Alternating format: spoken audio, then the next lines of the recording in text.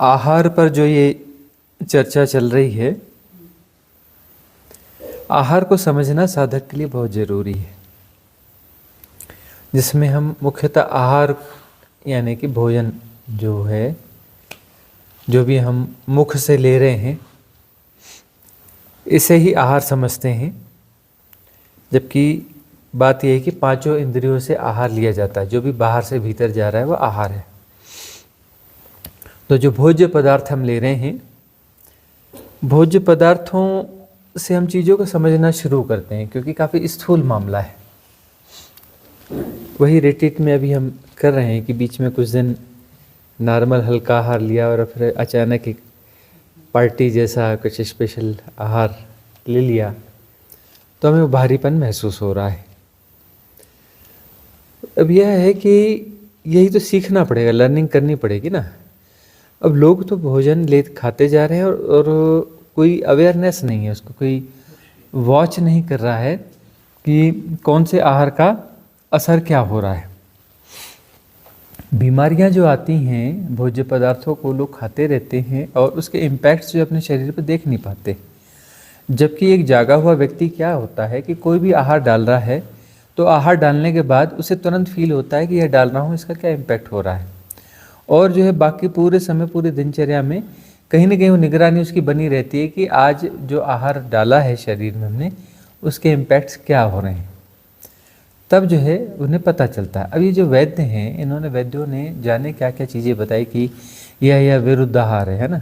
आप उसे पालन करते हो, सुन करके करते हो, आप अपने अनुभव से तो कर नहीं रहे हो कि यह विरुद्ध आहार है, इसके साथ यह नहीं खाना चाहिए, इसके साथ यह नहीं खाना चाहिए, इसके साथ यह फ़ायदा होता है, ये सुबह फ़ायदा करता है, दोपहर को फ़ायदा करता है, शाम को फ़ायदा करता है, इसे रात में नहीं खाना, इसे सुबह नहीं खाना। ये सब आया कहाँ से? ये उन लोगों के साथ में आया जो भोजन के साथ में जागरूकता बनाए रखते हैं। भोजन करने के बाद में वो शरीर में क्या इम्पैक्ट करता है, इसका होश बना रहता है, वॉच करते रहते हैं। अपना कुछ भी होता है तो तुरंत अवेयर हो जाते हैं। आज ये ऐसा लग रहा है, मतलब आज मैंने यह जो है लीक से हटके यह चीज़ खाई थी, उसका इम्पैक्ट तो नहीं है, उसको वॉच करते हैं। फिर दोबारा कभी उसको टेस्ट करते हैं कि यह चीज़ वैसी तो नहीं थी, फिर से एक बार करके देखते हैं और उससे पता चल जाता है कि ये इस प्रकार करने से इस प्रकार का इम्पैक्ट आया, या नेगेटिव आया या पॉजिटिव आया। उस प्रकार से अपनी आहारचर्या को नियंत्रित करते हैं। तो आहारचर्या को नियंत्रित करने के लिए आपको नियमित रूप से जागरूक रहने की ज़रूरत है। जागरूकता नियमित चाहिए, पूरी दिनचर्या में चाहिए। तो यह तो एक भोज्य पदार्थ वाली बात हुई। और यदि बहुत जागरूकता हो तो पंचेंद्रियों में, सारी इंद्रियों के माध्यम से हम जो भी आहार ले रहे हैं उसमें जागरूकता रहेगी। दूसरा जो सबसे बड़ी चीज़ होती है वो हमारी होती है आँखें, है ना। आँखों से, जैसे आप से भी चर्चा चल ही रही थी ना, तो आप बोल रहे थे कि अपना आँखों का जो है क्या है, तो आँखों सबसे ज़्यादा ऊर्जा जो है आँखों से क्षय होती है। आँखों से हम लगातार देखते रहते हैं, तो देख रहे हैं, जो भी देख रहे हैं उसका दृश्य जो है वो हमारा आहार है। सारे दृश्य जो है आँखों का आहार है, सारे दृश्य जो है वो आँखों का आहार है। तो आँखों के माध्यम से कौन सा आहार लेना चाहिए, कौन सा आहार नहीं लेना चाहिए, है ना। जब आवश्यकता नहीं भी है, लोग ज़बरदस्ती देखते रहते हैं। वो अपना जो बोर्ड लग रहे थे, ज़बरदस्ती बोर्ड पढ़ते रहते हैं, दुनिया भर के बोर्ड पढ़ लेते हैं। क्या ज़रूरत है? अभी तो ऐसा हो गया है कि कुछ सालों से एक नई चीज़ आ गई है, हर हाथ में स्क्रीन आ गई है मोबाइल की, उसमें जाने क्या क्या देखते रहते हैं, ये देख लो, वो देख लो, वो देख लो, टेलीविज़न में क्या क्या देखते रहते हैं। और यह होश ही नहीं है कि यह भीतर जाकर के कर क्या रहा है। यह आहार भीतर जाकर के पॉइजन बन रहा है। भाई ये जो भोज्य पदार्थ है, यह जाकर के इस शरीर को इम्पैक्ट करेगा, और जो आँखों से देख रहे हो, भीतर डाल रहे हो, ये मनस्काय को इम्पैक्ट करेगा ना। ये मनस्काय को इम्पैक्ट नहीं करेगा, वो अभी तो शरीर है ना। उस शरीर में जाके जहर पड़ेगा ना। ये जहर कहीं ना कहीं तो किसी न किसी बॉडी में जा रहा है ना। कानों के माध्यम से आप डाल रहे हो, तो कानों के माध्यम से क्या सुनना चाहिए, क्या नहीं सुनना चाहिए। कुछ भी उल्टा सीधा सुन रहे हो तो वह जाकर के जहरी तो बनेगा। अब जो साधक है, साधक जो गहरा साधक होता है, दांव लगाता है। दांव लगाता है मतलब वो अपनी जगह भी बदल लेता है। इस शहर में क्यों रहूँ, यहाँ तो इतना पॉल्यूशन है, इतना शोर है, शराबा है, ये है, यहाँ की एनर्जी ठीक नहीं है। अब यहाँ का जो कलेक्टिव सबकॉन्शियस माइंड है वो अलग है शहर का। तो आप घर के अंदर कैसे भी रहो, वो तो भाई एनर्जी, वो विचार तो सारे कलेक्टिव सबकॉन्शियस माइंड के आपको इम्पैक्ट करेंगे। तो यहाँ क्यों रहूँ, वो दांव लगाता है, वो डेरा समेटता है, समेट के किसी ग्रामीण क्षेत्र में जा कर के जंगलों के आसपास में जाके रहेगा, जहाँ सरल लोग हों, अनुकूलता हो, वैसा देख करके रहेगा वहाँ पर। तो इस वैसे दांव भी लगाते हैं, क्योंकि हम गलत आहार नहीं लेना चाहते। साधक को तो देखना है ना, गलत आहार भीतर नहीं जाने चाहिए।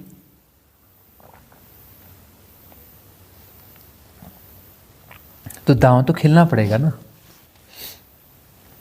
वो अपना रिटायरमेंट करेगा। क्यों बातें चलती हैं कि आश्रम हो या कोई कम्यून हो जो कि ग्रामीण क्षेत्र में हो, गांव से भी बाहर हो, जंगल लगा हो, वहाँ की डेमोग्राफी ठीक हो, वहाँ पर लोग जो है उनके विचार वगैरह थोड़े सरल हों, सादे हों, अच्छे हों, ताकि जो है कलेक्टिव सबकॉन्शियस माइंड से जो गलत आहार हमको मिलेगा वह आहार वहाँ से न मिले। स्पर्श है, घ्राण है, स्वाद है ना, मुख से जो आहार लिया जा रहा है, पांचों इंद्रियां हैं।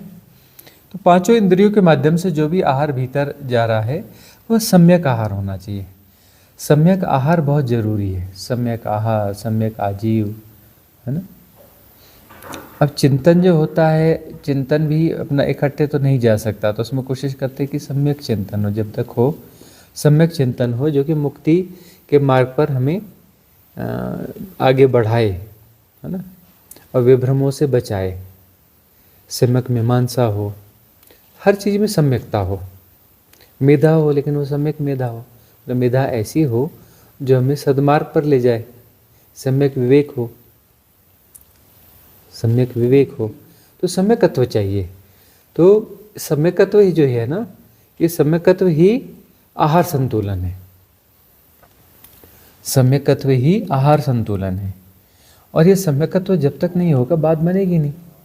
और सम्यकत्व मुक्ति है, सम्यकत्व मुक्ति है। मध्य मार्ग की बात सुनी होगी आपने, मध्य मार्ग। तो मध्य मार्ग यानी क्या? सम्यकत्व।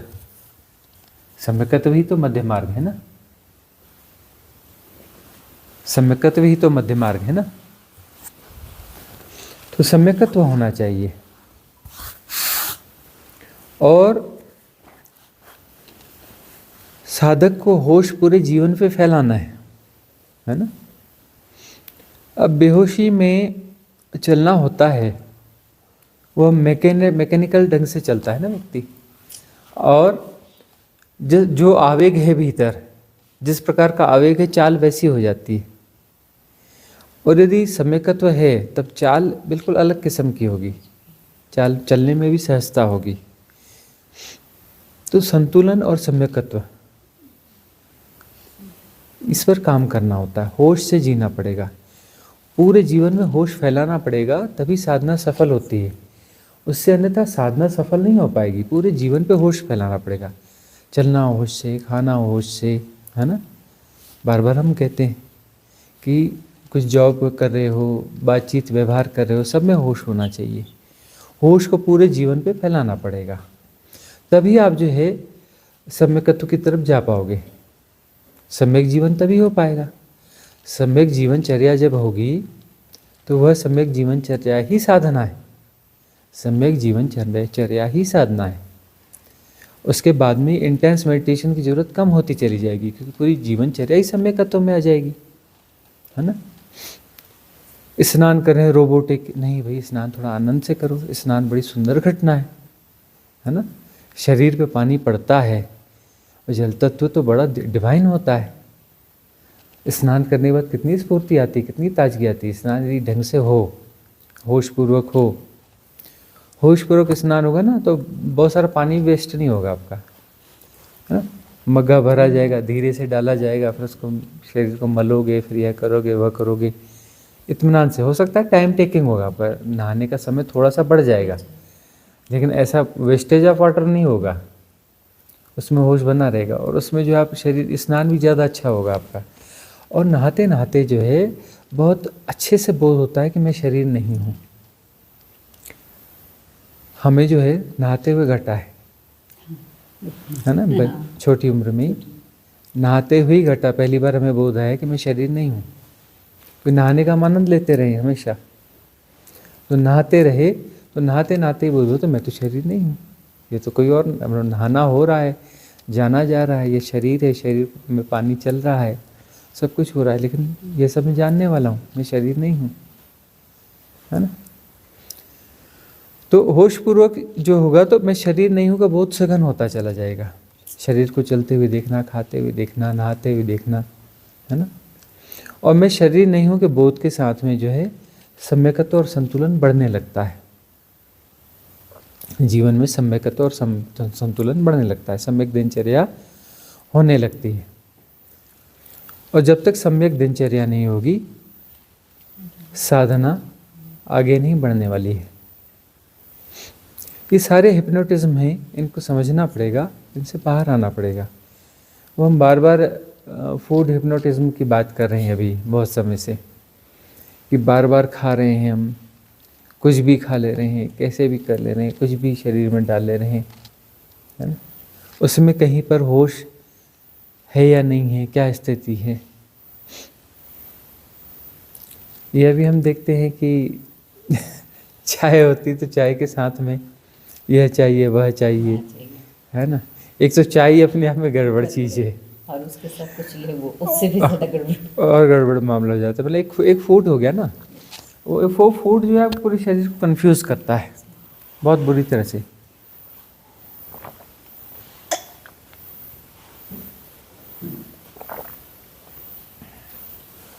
आपके शरीर को बहुत बुरी तरह से कंफ्यूज करता है, और शरीर कंफ्यूज होता है, बार बार भोजन जाता है तो सारी ऊर्जाएं उसमें चली जाती हैं।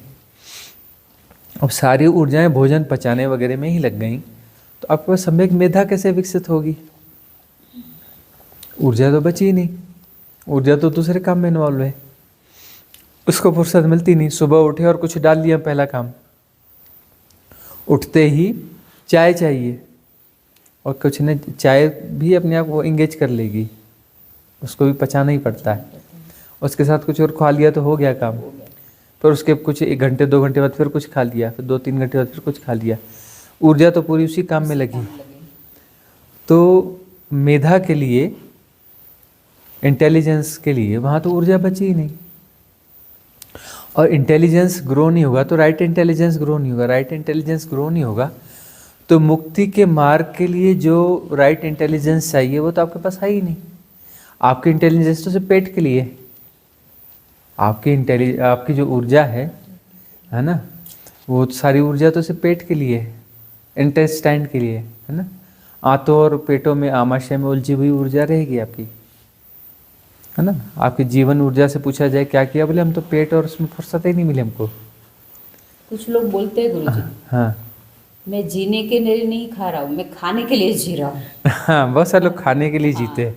मतलब उनकी सारी ऊर्जा जो है, उनकी सारी इंटेलिजेंस भी जो है ना, वो पेट से संबंधित ही होगी। सब वहीं क्या खाना, कैसे, अपना खाने का मतलब जो है ना, ये खाऊं वो खाऊं वो खाऊं, इधर उधर क्या पच रहा है नहीं, बस उसी में उलझे रहते हैं। अरे गड़बड़ लग रहा है, अभी दवा खा लूँ, ये कर लूँ।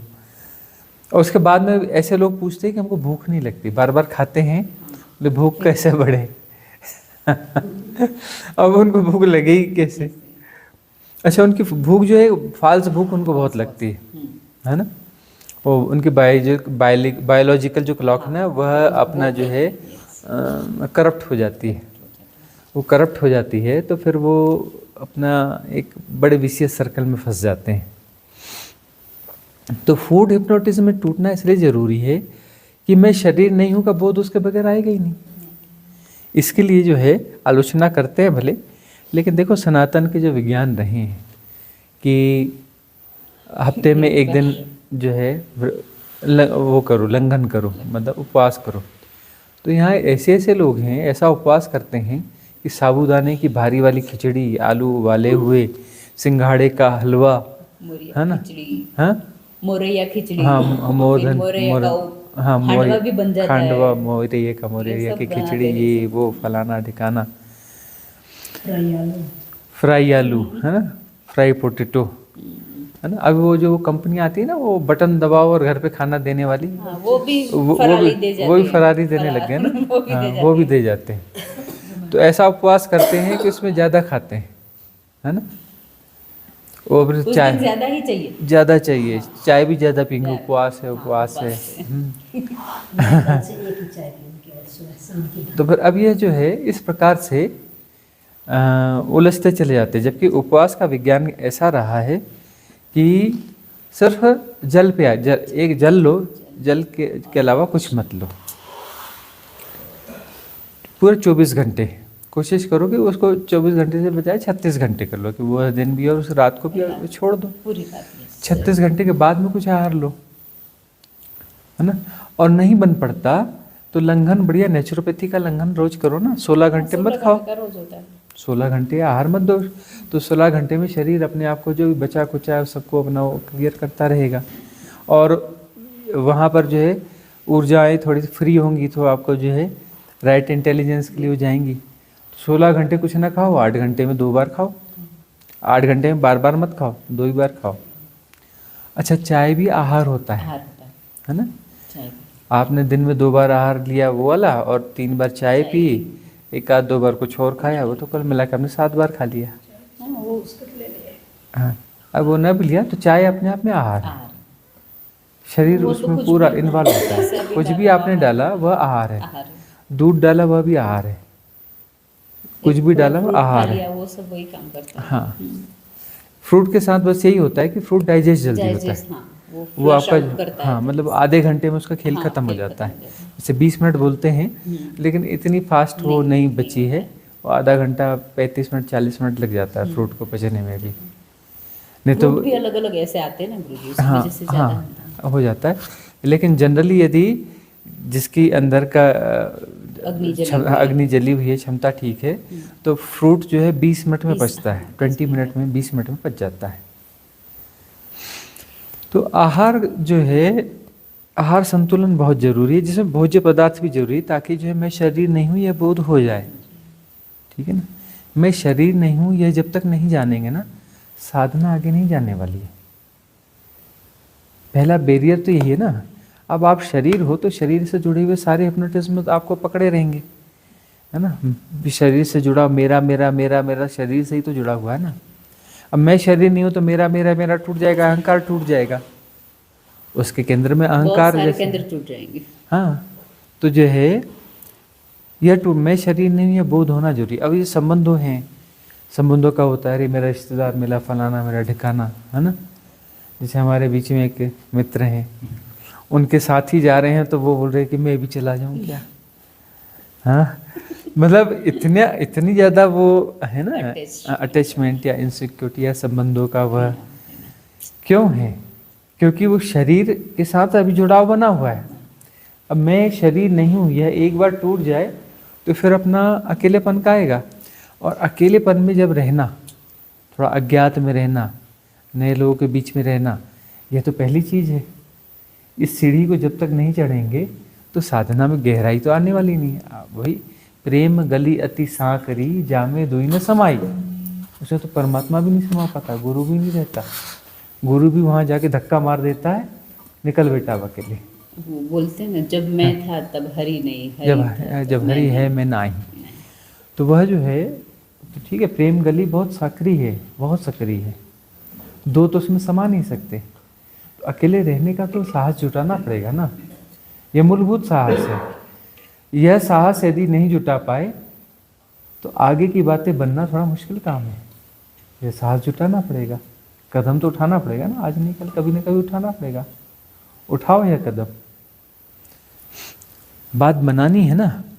ऐसे तो साधनाएं बहुत सारी होती है कि इन सेंटरों में जाओ और वहाँ खूब सारी साधनाएं हो रही हैं, एक साधना 2 दिन में 5-7 साधना खूब हो रही है, हो रहा है, खूब सारी बातें हो रही हैं।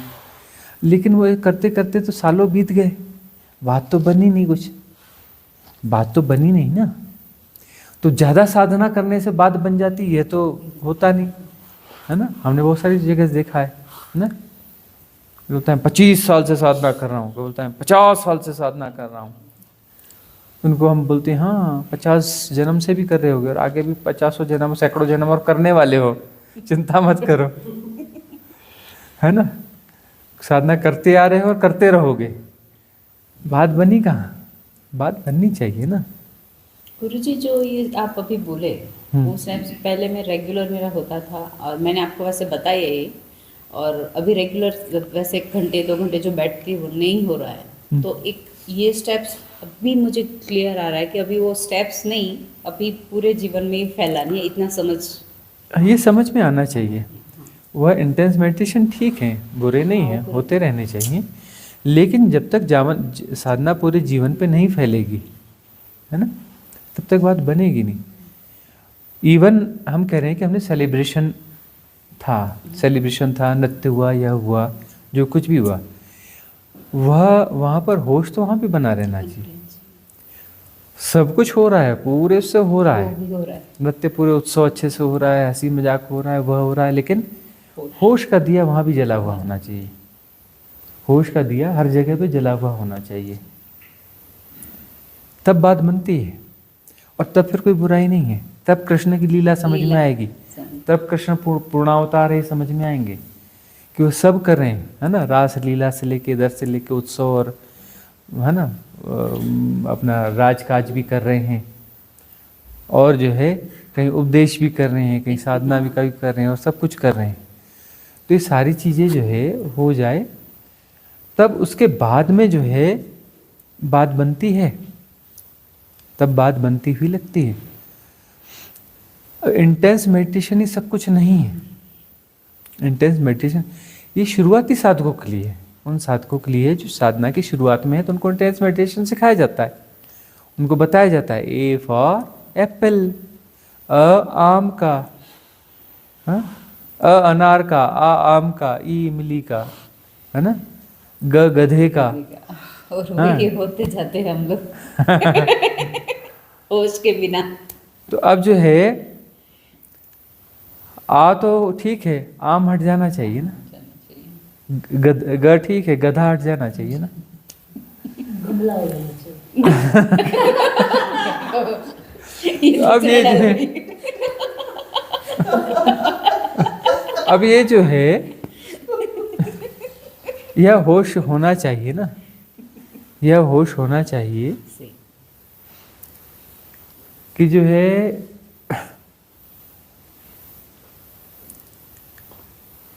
क्या चीज पकड़े बैठे हो। इंटेंस मेडिटेशन जो है शुरुआत के लिए ठीक है, और गोल्डन एरा में हो, इंटेंस मेडिटेशन में 25 साल 50 साल लगाओगे। इंटेंस मेडिटेशन घंटे वाला 2 घंटे वाला, ये करो यह करो, कुछ दिनों के लिए ठीक है ना। धीरे धीरे धीरे धीरे धीरे जो है उस सम्यक साधना में आना चाहिए जो पूरे जीवन में फैल जाए, पूरे जीवन में फैल जाए। मैं 50 साल से साधना कर रहा हूँ, इसका मतलब क्या है? पूरे जीवन में साधना फैलनी चाहिए और सम्यकत्व आना चाहिए, पूरे जीवन में सम्यकत्व आना चाहिए, और सम्यकत्व ही मुक्तिदायी है, और सम्यकत्व ही साधना है, सम्यकत्व की ही तो साधना है ना। वही मध्य मार्ग है, मध्यम निकाय। वह जो मध्य मार्ग है, वह जो मध्यम निकाय है, वह मुक्तिदायक है। वहाँ पर कबीरदास जी की वाणी सार्थक होगी कि साधो सहज समाधि बली, साधो सहज समाधि बली। और सहज समाधि जो है वो बराबर चलेगी ना। इंटेंस मेडिटेशन जो है जब शरीर छूट रहा होगा उस समय काम नहीं आने वाला है। सहज समाधि जो है ना, शरीर छूटते समय भी पूरी सहजता, वो सहजता तो प्रगाढ़ ही होती चली जाएगी, है ना। और जब शरीर छूट रहा होगा उस समय प्रगाढ़ रहेगी। उस समय जो है वो सहजता वहाँ तक जाएगी कि छूटते जाएगा सब। यह शरीर छूटेगा, दूसरा छूटेगा, तीसरा छूटेगा, 6 के 6 छूटेंगे, है ना, और 7वें में प्रवेश होगा और बात पूरी हो जाएगी।